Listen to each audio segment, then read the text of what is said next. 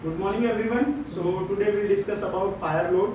Fire load क्या होता है, फायर लोड का कैलकुलेशन किस तरीके से किया जाता है और उसका जो फॉर्मूला है, जो फायर लोड का फॉर्मूला होता है उसके बारे में भी हम डिस्कस करेंगे.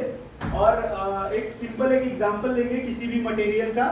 उस मटेरियल का कैलोरीफिक वैल्यू क्या होता है, किलो पर केजी में कितना मास जूल जो एनर्जी है वो रिलीज होता है. तो उसके बारे में हम लोग डिटेल्ड इंफॉर्मेशन लेंगे कि फायर लोड को किस तरीके से कैलकुलेट करके आप पूरे अपने कंपनी में कितना फायर लोड है आपकी कंपनी में और कितना मटेरियल जो जल रहा है और जलते हुए maximum amount of load limit किस तरीके से कवर हो रहा है उसके बारे में हम लोग डिस्कस करेंगे.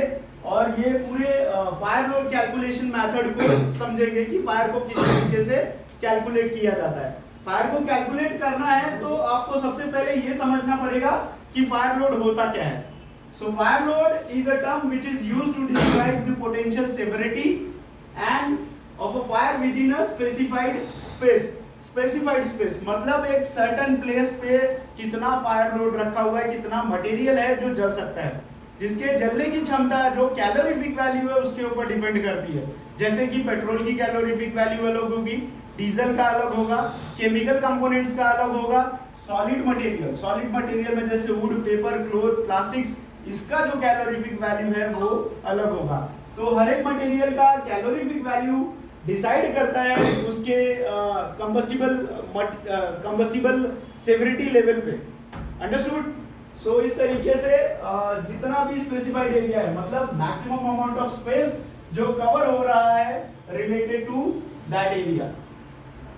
So it is therefore a form of hazard assessment. It is also the assessment process where you need to assess the hazard and it is used to determine the level of fire risk that exists within a defined area. तो हमको उस area का, उस zone का hazard assessment भी करना है. Why? Because if you put certain kind of material which is related to the burning, so it is also depend upon the hazard assessment method. And it is also your responsibility that you need to determine the risk level of a defined area in the sense of कि जहाँ पर भी combustible material रखा है उस area का पूरा hazard assessment करना है और risk level भी देखना है.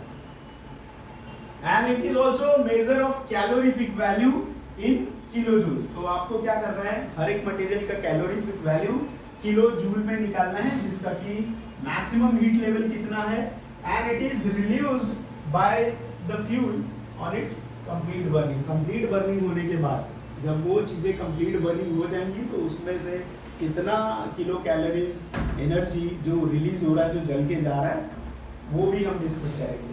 And it also indicates the quantity of heat liberated per unit area में कितना हीट लिबरेटेड हो रहा है, निकल रहा है. एंड